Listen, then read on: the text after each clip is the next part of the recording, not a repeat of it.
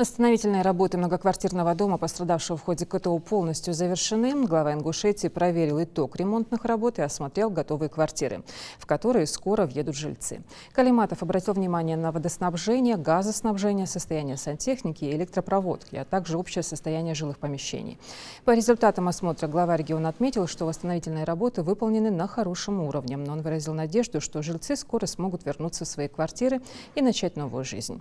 Напомним, восстановительные работы велись по поручению руководителя субъекта и находились на его личном контроле. Была создана межведомственная рабочая группа по оценке ущерба после введения и снятия режима КТО в городе.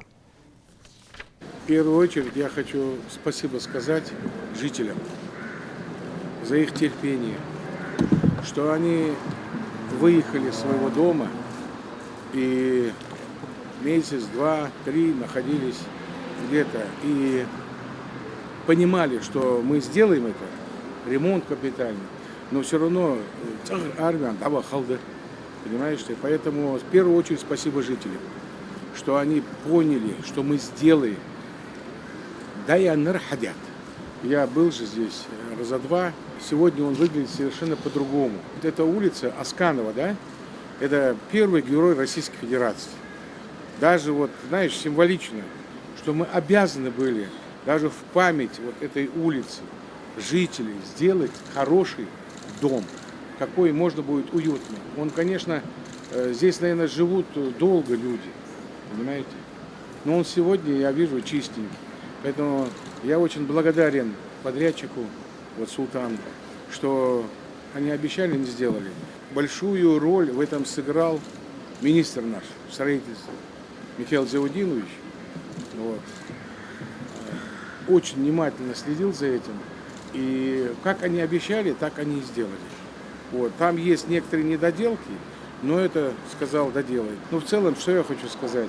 Я хочу сказать, что самое главное, то, что люди вернутся в свой дом, в свои квартиры, понимаете, привычную двор свой. Поэтому вот это самое важное. Понимаете, спасибо говорить нам не надо. Мы обязаны были это делать.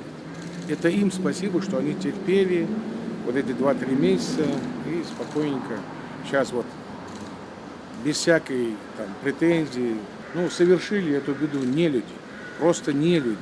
Потому что они еще тут много чего хотели взорвать, сделать что-то такое. Настолько цинично. Я говорю всегда, если не можешь что-то сделать, хоть не мешай. Вот. Пусть не мешают нам. Мы будем делать и дороги, и дома, и все будем делать. Да, далвы не злобы. Власть мутаевей, московская, все нам, что в принципе нет. Значит, мэр, я просил облагородить здесь, чтобы палисадник был, была площадка детская, обязательно надо сделать. Деревья, их нельзя трогать, но осенью некоторые деревья надо просто привести, окультурить их. Здесь в любом случае люди живут очень долго, понимаете? Поэтому мне хочется сказать спасибо подрядчику, спасибо Султану, министру, мэру города, да и жителям, что они вот такие сабр должны, поэтому все будет хорошо.